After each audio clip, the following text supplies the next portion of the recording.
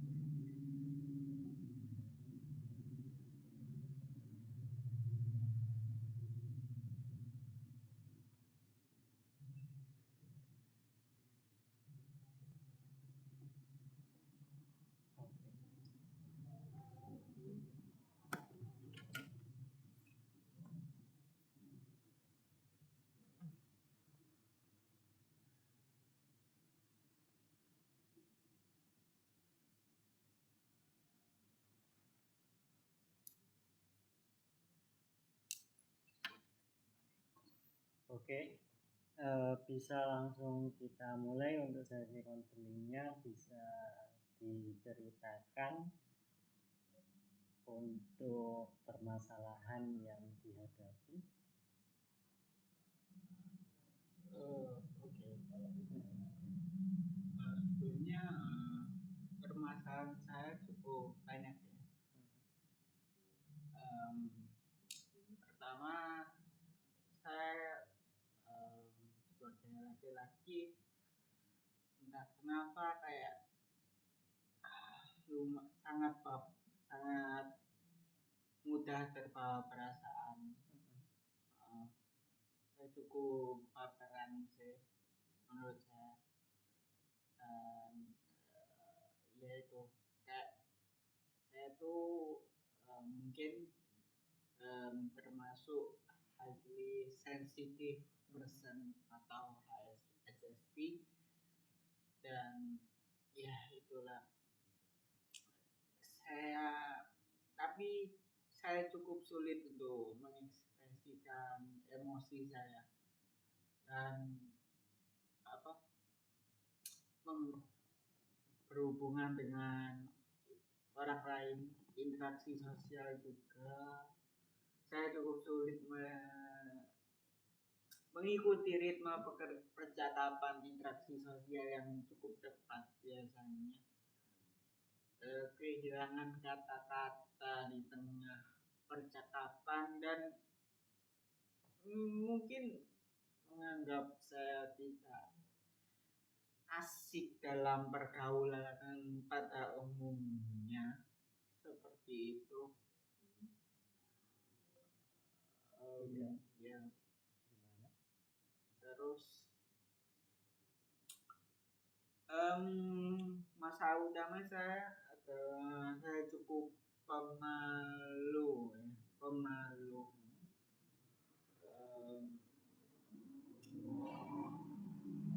Nah, ini saya cukup sulit mengekspresikan perasaan, jujur aja. Tapi saya sangat emosional, orang yang sangat emosional, cuma emang sulit ekspresi perasaan aja. Dan saya sulit untuk bertindak rasional dan hal-hal yang praktikal. Apalagi tuntutan sebagai laki-laki semakin lama itu semakin gitu. Laki-laki diharapkan untuk kuat ya, tidak emosional, bisa memimpin dan sebagainya. Tapi kualitas itu seperti sulit untuk saya dapatkan, untuk saya miliki.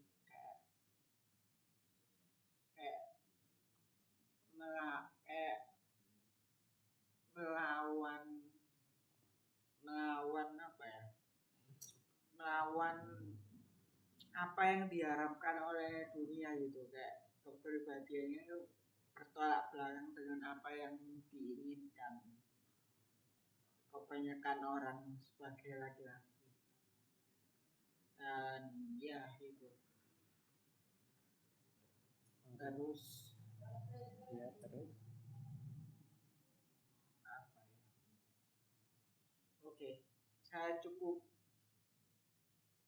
moody orangnya. Kalau merasakan sesuatu itu biasanya tuh sangat dalam. Kalau saya lagi bahagia sangat bahagia, kalau lagi sedih bakal sangat sedih. Kayak ekspresinya tuh kayak egois gitu menurut orang-orang. Jadinya kayak nggak mau diintervensi oleh orang lain soal kondisi emosional saya sendiri. Jadi cukup sulit untuk beradaptasi. Dan itu saya juga cukup sangat teoritis. Pikiran saya sangat-sangat teoritis dan cukup apa ya, kesulitan utama saya itu jujur pada imajinasi sih menurut saya. Kayak pikiran tuh nggak pernah diam. Entah overthinking lah, entah apa ya, selalu ada hal-hal acak yang dipikirkan. Tapi hal-hal acak tersebut itu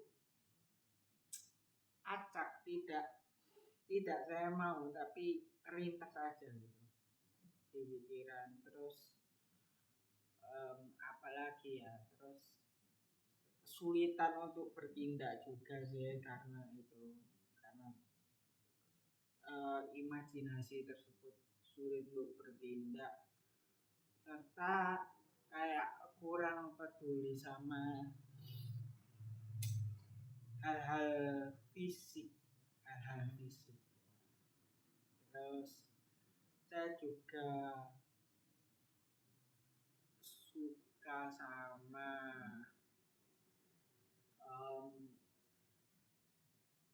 teori-teori pseudoscience mengenai tipologi.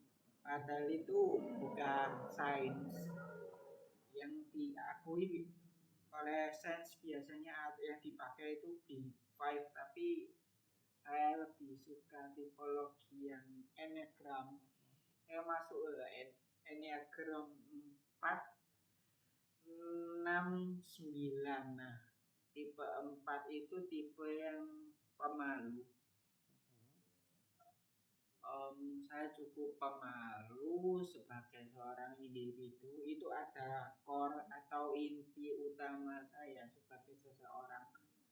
Dan saya cukup individualis, kan julukan tipe 4 itu individualis, artinya sangat pemalu, dan karena malu itu malah membuat orang lain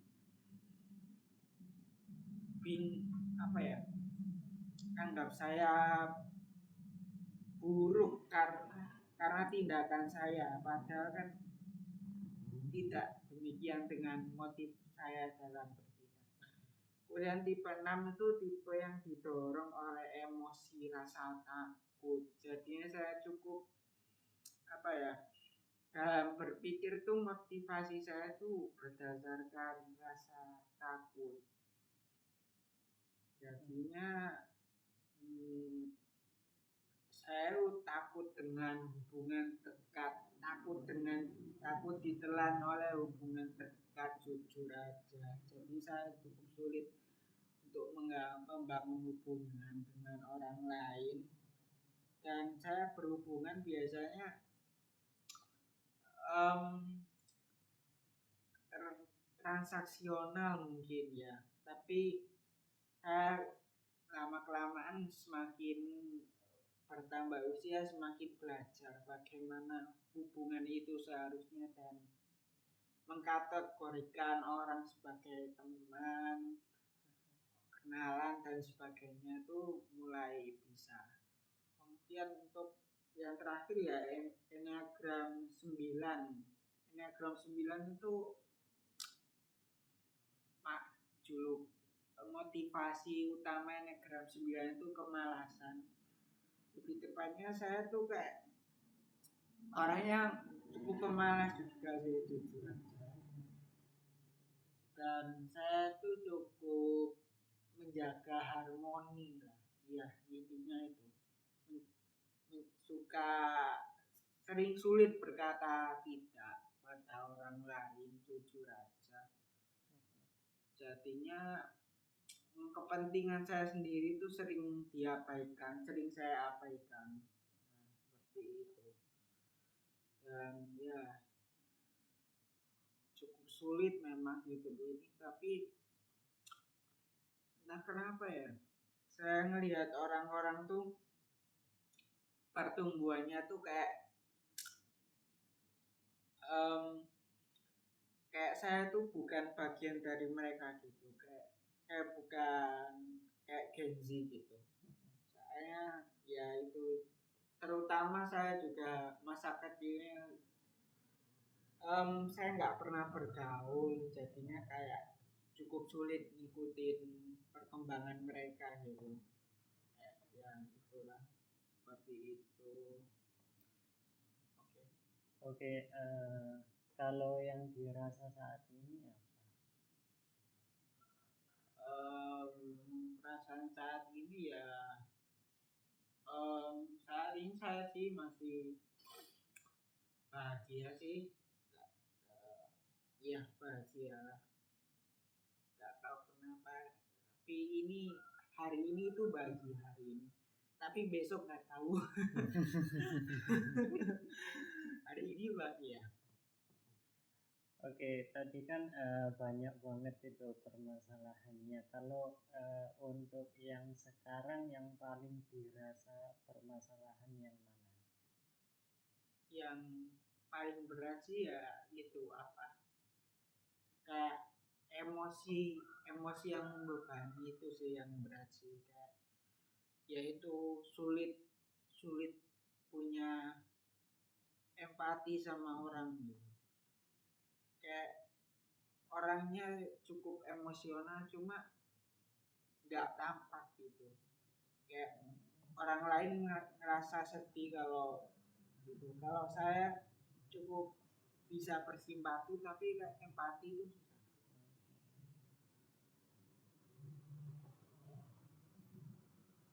Terus itu dampaknya di kehidupan problem saat ini apa itu dari permasalahan kesehariannya apa sih sekarang? Keseharian ya ngerjain pekerjaan rumah biasa, karena saya cuti kuliah lagi cuti ya. Jadinya ngerjain pekerjaan rumah biasa seperti itu ya, seperti itu, tapi nggak kayak nggak ada perkembangan yang berarti hari ini, tapi itu bukan soal seperti itu. Hidup itu kayak cukup apa ya, semua semua orang punya cerita masing-masing. Itu tadi kan berarti mahasiswa sekarang. Semester berapa? Semester 5. Kalau boleh tahu tadi sempat bilang cuti kuliah, itu cuti kuliahnya kenapa? Cuti kuliah itu karena saya kurang cocok sama jurusan sebenarnya, cuma ya terlanjur bagaimana gitu. Ya itu kayak jurusan saya terlalu banyak mengingat dan praktikal, jadinya susah gitu. Pikiran saya terlalu mengembara gitu, kayak susah ngikutin, susah untuk tetap hadir di momen saat ini gitu. Seperti itu. Kalau berarti ngerasa salah jurusan gitu ya? Iya. Itu faktor utamanya karena kamu kesulitan untuk mengikuti dari segi materinya gitu. Oh iya, kemampuan saya tidak sesuai dengan itu, dengan jurusannya. Oke, kalau boleh tahu emang dulunya untuk memutuskan memilih jurusan itu jurusan apa sih? Saya jurusan kedokteran hewan. Oh, kedokteran hewan. Kalau boleh tahu dulu memutuskan untuk memilih jurusan tersebut itu kenapa? Karena relasi orang tua ada di sekitar situ, makanya saya memilih jurusan itu gitu. Jadinya kayak lebih safe aja gitu kalau lulus. Itu emang arahan dari orang tua apa emang ada juga keinginan untuk masuk ke jurusan dokter hewan?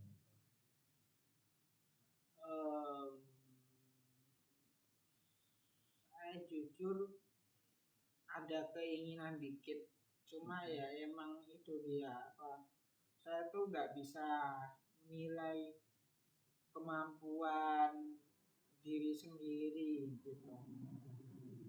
Buruk dalam itu jadinya keputusan emosional yang saya pakai.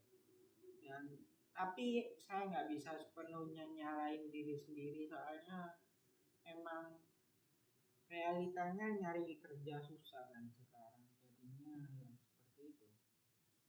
Oke. Realitanya nyari kerja susah. Emang ada pandangan karir nggak terkait besok pengen jadi apa itu? PNS. Kalau nyari safety ya PNS. Oke, berarti kamu memutuskan untuk masuk di jurusan dokter hewan itu banyak keputusannya itu dari orang tua gitu. Dari diri sendiri juga, tapi diri sendiri itu kayak impulsif gitu keputusannya. Sebenarnya apa ya, kayak karena tadi apa penakut gitu, jadinya nyari amannya. Tapi dari lingkungan kayak teman-teman gitu juga mempengaruhi nggak dalam pengambilan keputusan ngambil jurusan itu? Enggak sih. Berarti emang internal ya? Iya, emang dari keluarga sama diri sendiri. Terus untuk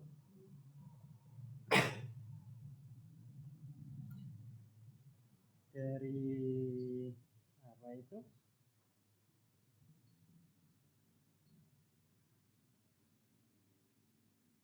Jurusannya tadi kan dari orang tua dan diri sendiri. Kemudian ada pertimbangan jurusan lain nggak selain dokter hewan? Jurusan lain apa ya? Mungkin STEM, tapi jujur saya kayak belum apa ya, kenapa dari dulu itu kayak kurang praktikal gitu, nggak tahu kenapa ya, kayak teoritis banget gitu. Teoritis. Jadi di sekolah itu gampang, tapi Iya. pas masuk ke kehidupan tuh kayak sulit karena hidup ini tuh lebih banyak praktek gitu. Gitu seperti itu. Tapi sepertinya jurusan yang cocok mungkin guru mungkin atau pengajar dosen. Oh, pengajar. Iya, yang cocok dengan itu. Kemudian untuk dari segi perkuliahannya nih, apa namanya? Dari tadi kan titik terberatnya kan dari kemampuan, tapi dari lingkungannya gimana? Kalau teman-temannya suportif apa? Sebenarnya sih teman-temannya sih biasa aja ya. Mungkin apa ya? Saya sendiri yang cukup sulit bergaul, jadinya ya itu nggak bisa ngikutin dan apa ya? Nggak tahu ya, takut ditelan hubungan dekat aja, jadinya kayak saya ngejauh sendiri gitu dari mereka gitu. Jadinya kayak, dan pas saya ngedeket lagi dengan mereka nggak tahu kenapa kok respon mereka kok beda gitu. Ternyata emang karena itu, dan saya pun bingung itu kenapa kok mereka gini ya gitu. Dan akhirnya saya menyadari kalau jadi hubungan tuh gini.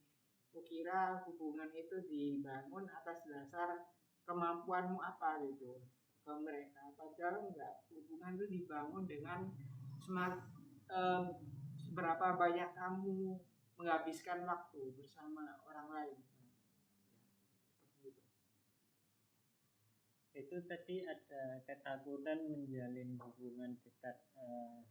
Takutnya itu takut yang gimana ya? Takutnya tuh kayak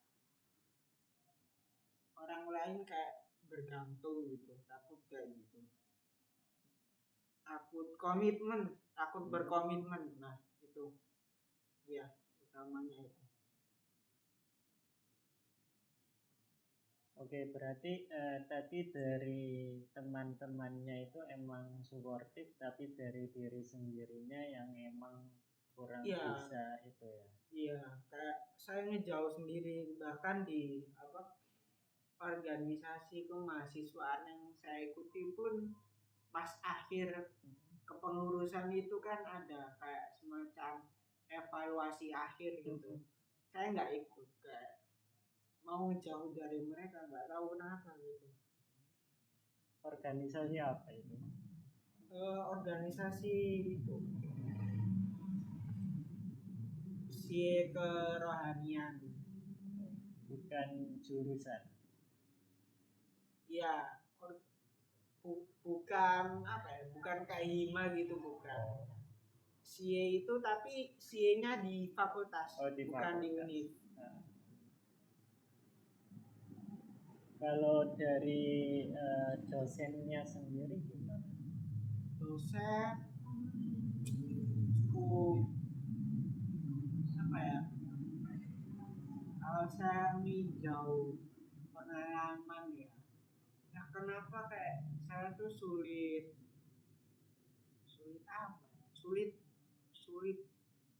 menghargai apa ya, masa lalu, jadi kayak sering lupa gitu, sering melupakan sesuatu gitu yang penting gitu, sering lupa, dan jarang memotret sesuatu, nggak tahu kenapa, nggak suka berfoto gitu ya, gitu.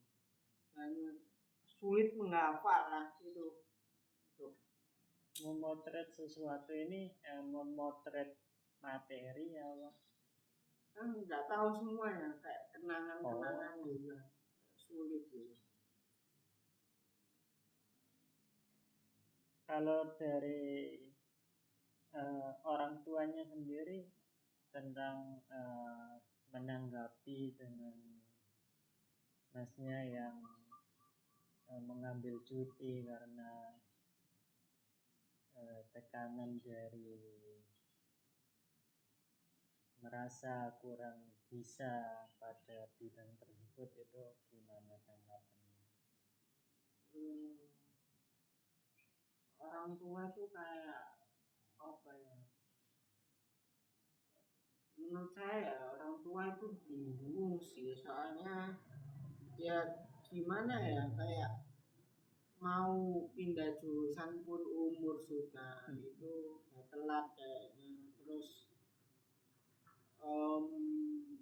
bukan termasuk orang yang kaya kan juga, jadinya seperti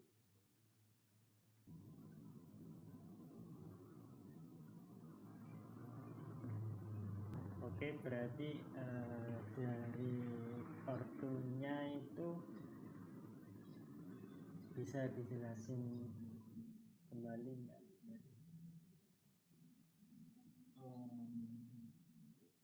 bagaimana ya?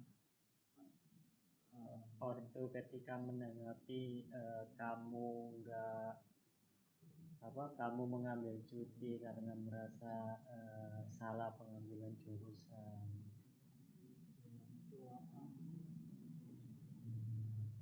Ortu tuh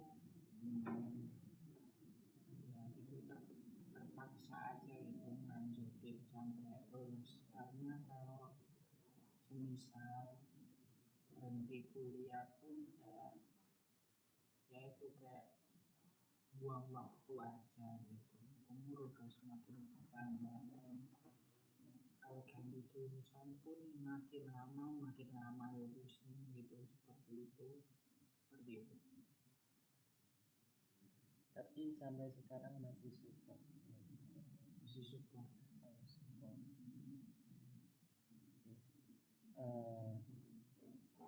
Berarti dapat disimpulin permasalahan utamanya itu memang berasal dari diri sendiri ya, karena merasa mampu tadi. Ya. Terus ada nggak momen-momen pada jurusan ini perkuliahan mungkin makelnya atau apa yang membuat masnya nyaman terkait materi yang diajarkan gitu? Apa ada yang membuat kayak cocok atau dirasa mudah lah?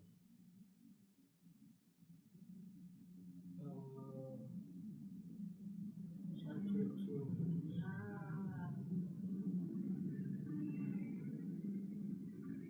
mungkin nggak ada ya yang buat tertarik, nggak ada.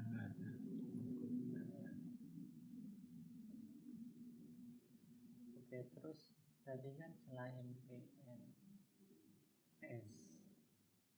tujuan karirnya pandangan karir, ini kan masnya di kedokteran hewan.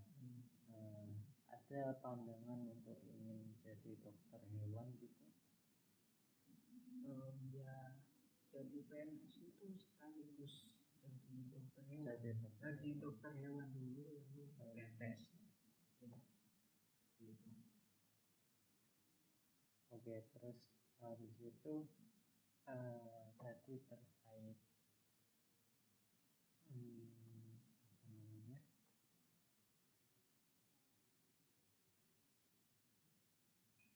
permasalahan yang Mas hadapi dari segi masnya sendiri, kemudian dari lingkungannya itu support.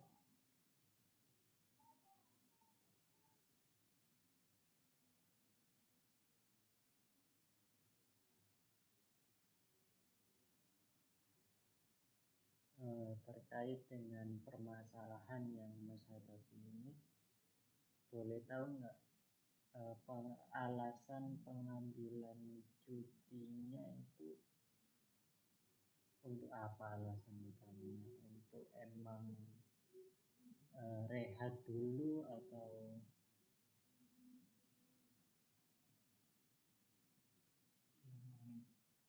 iya atau mungkin pengen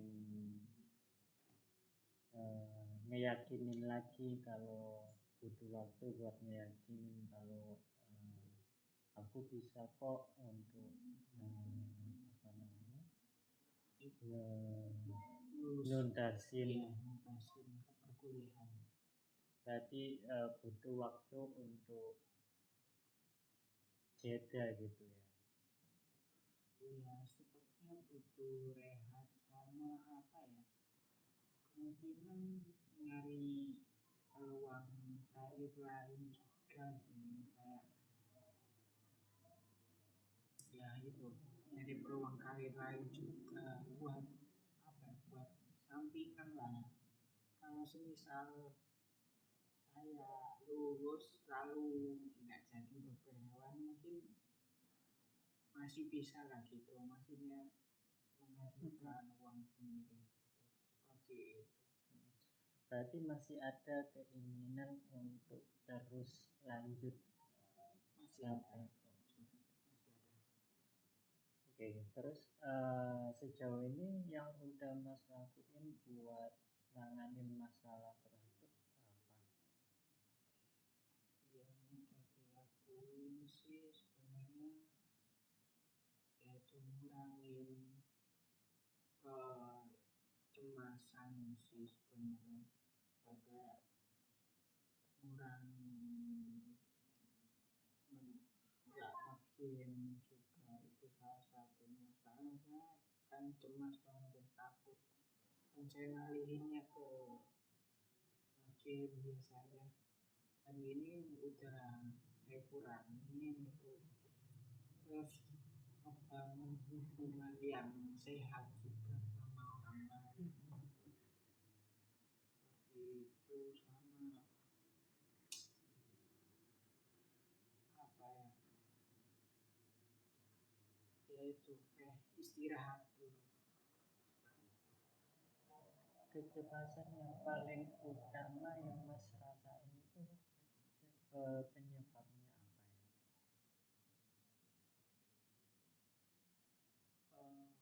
Kecemasan ya, apa ya, kalau kecemasan sih itu takut akan hubungan dekat tadi, lalu ya itu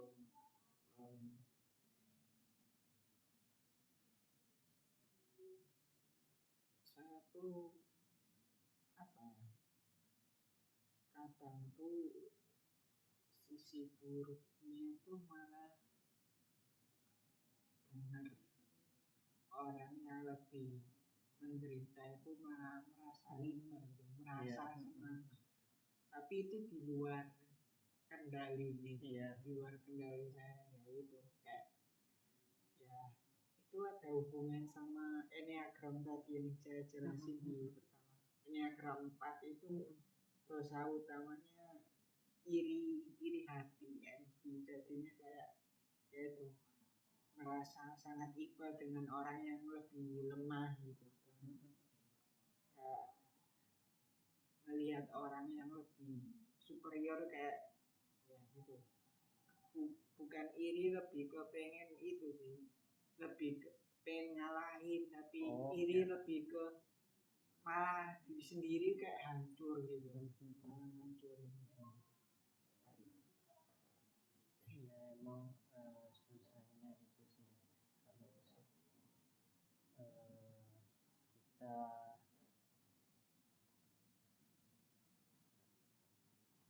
kemudian untuk alternatif Masnya tadi udah ngapain aja buat penanganan masalah ini? Untuk penanganan masalah ya itu tadi ya ngurangin aktivitas hedonistik berlebihan kayak nge-game gitu-gitu, ngurangin itu, terus membangun hubungan yang sehat, terus apa ya, lebih dominan bertindak aja sih ketimbang berpikir. Seharusnya seperti itu sih, lebih utamain tindakan daripada berpikir.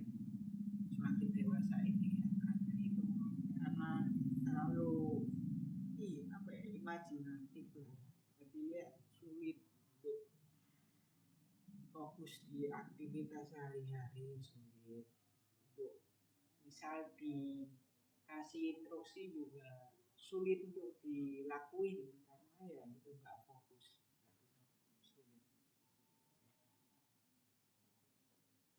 Udah pernah sampai ke tenaga profesional atau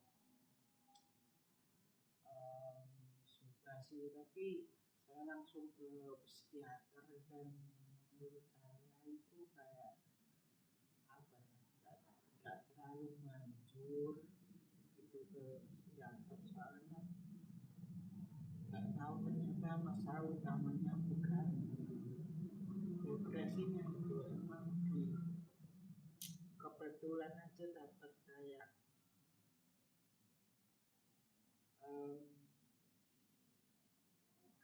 apa ya, trait yang buruk aja gitu. Kayak saya tuh suka baca-baca mengenai teori evolusi, suka baca-baca mengenai itu, kayak lihat itu kayak trait saya tuh kayak beda banget sama orang tua, kayak jauh banget, kayak berlawanan lah traitnya itu, kepribadiannya tuh berlawanan.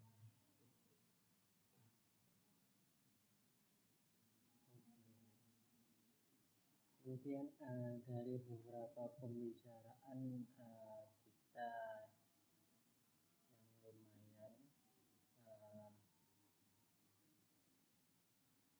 ya masnya bisa nyimpulin nggak terkait apa yang beberapa yang kita bahas tadi? Nyimpulin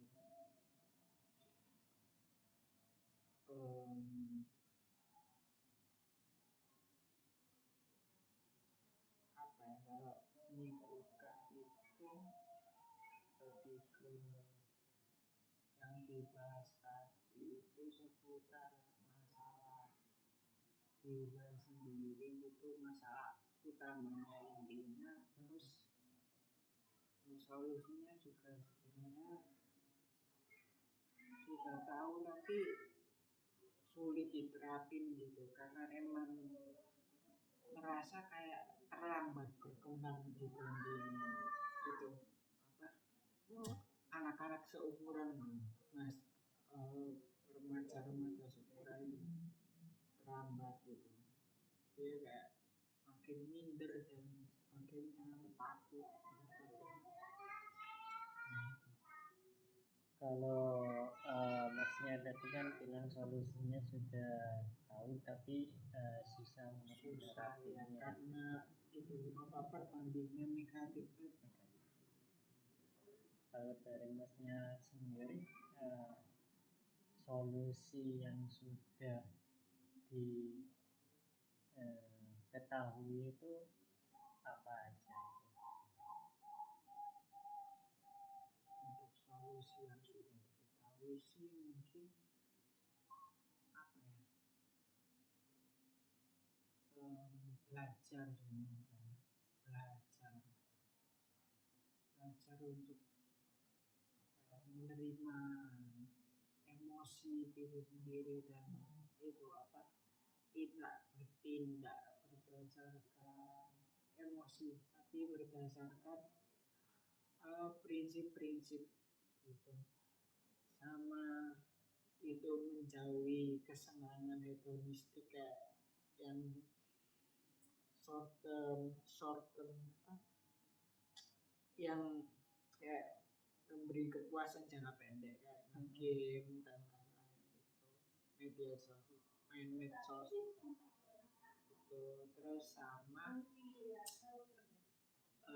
ngerjain sesuatu, entah itu proyek atau apa gitu. Itu menurut saya yang bakal jadi perbaikan.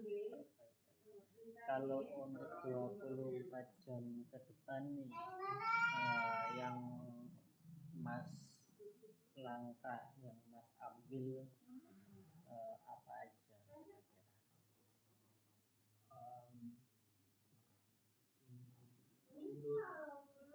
Anu sih apa 24 jam ke depan, saya mungkin enggak mikirin langkah jangka pendek, lebih ke jangka panjangnya. Jadi jangka pendeknya ya itu apa, kurangi sedikit demi sedikit aktivitas hedonistik itu, kayak belajar gitu, belajar kan sedikit demi sedikit, nggak bisa langsung gitu. Itu belajar untuk membangun habit yang baik. Oke. Masnya udah tahu ke depannya nanti harus seperti apa. Kemudian saya ucapkan juga terima kasih sudah mau memberikan informasi, sudah mau bercerita. Semoga sesi konseling ini bisa sedikit banyaknya membantu permasalahan Masnya. Semoga